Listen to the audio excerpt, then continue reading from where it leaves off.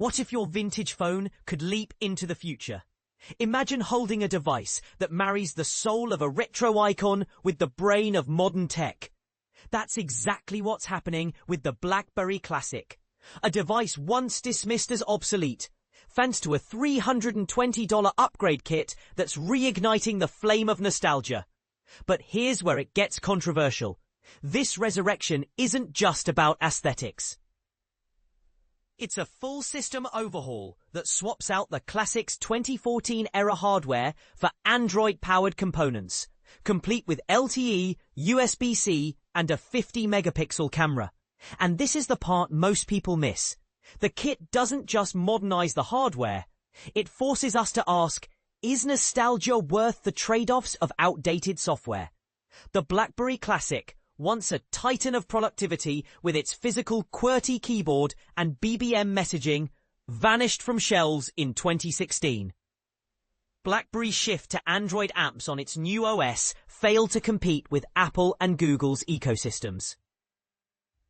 Yet die-hard fans never stopped loving the tactile joy of typing on a physical keypad.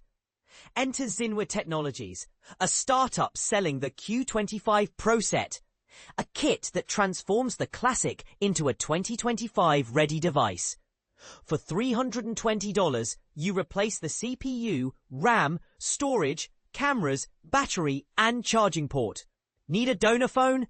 Zinwa even sells a full device with the original body intact for $420, keeping the 720 by 720 screen and iconic keyboard while slapping on 12 GB RAM, 256 GB storage, and a MediaTek G99 chipset.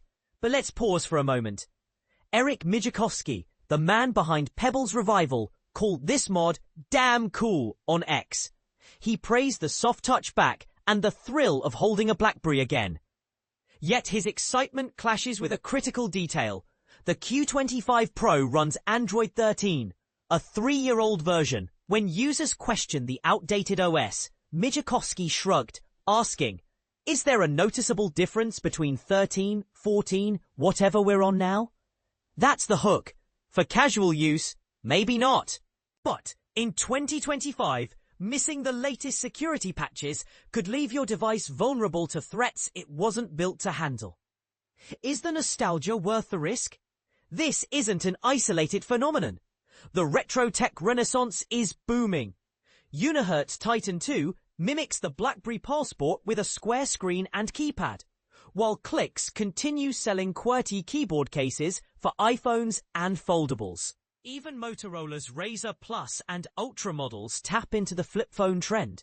Yet the Q25 Pro stands apart. It's not just a keyboard, it's a full resurrection. But here's the twist. While enthusiasts cheer, critics argue that clinging to outdated hardware is a step backward in a world racing toward AI and 5G. Should we prioritize comfort over progress? And this is the part most people miss.